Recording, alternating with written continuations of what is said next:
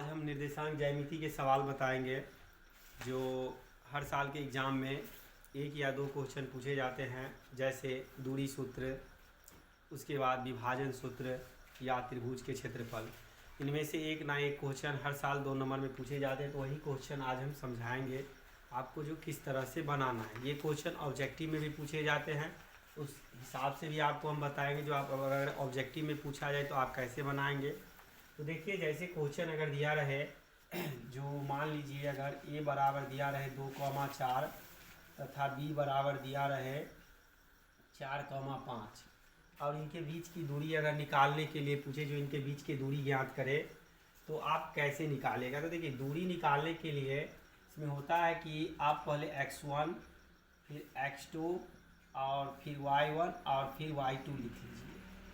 तो यहाँ पर x1 का मान होगा 2, x2 का मान होगा 4, ये हुआ x1 और ये हुआ आपका x2। y1 का मान होगा 4, ये हुआ y1 और ये y2, और y2 का मान होगा 5।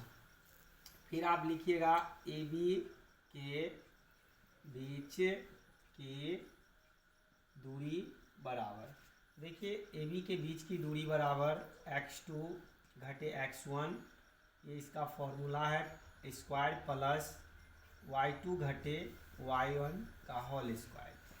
फिर देखिए, x2 का मान जो है यहाँ पर 4 है, -2 का होल स्क्वायर प्लस 5 - 4 का होल स्क्वायर। अब देखिए, x4 में से 2 घटाएंगे तो 2 का स्क्वायर, और 5 में से 4 घटाएंगे तो 1 का स्क्वायर।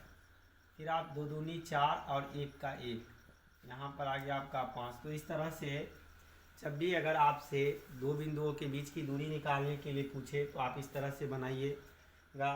इसमें अगर आपको यही सवाल जब ऑब्जेक्टिव में पूछ दे तो आपको क्या करना है। तो देखिए, ऑब्जेक्टिव में जब पूछे तो आपको देखना है कि जो x2 और x1 का मान होगा, जैसे ये x1 है और ये x2 है, अगर दोनों का मान सेम हो, प्लस में हो, जैसे यहाँ भी 2 प्लस में और यहाँ भी 4 प्लस में हो, जब चिन्ह समान हो तो आप बड़े वाले मान में से छोटे वाले मान को घटा लीजिएगा। तो जैसे 4 में से 2 घटा लेंगे हम तो 2, फिर यहाँ ये 5 भी प्लस में है और ये 4 भी प्लस में है। तो आपको ये नहीं देखना है कि कौन सा मान कहाँ पर है, x2 कहाँ पर है, y2 कहाँ पर है, ये नहीं देखना है आपको।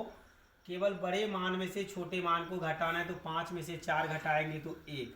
अब जो है आप 2 का स्क्वायर कीजिए और 1 का स्क्वायर रूट में डाल दीजिए। तो 2 दूनी 4 और प्लस 1, देखिए 5 आ गया। तो इस तरह से अगर ऑब्जेक्टिव में पूछे तो आप इसको कम समय में बना सकते हैं। अब इसके बाद हम आपको बताते हैं जो आप विभाजन सूत्र पर कैसे सवाल बनाएंगे। तो विभाजन सूत्र का भी हम एक सवाल बताते हैं अभी।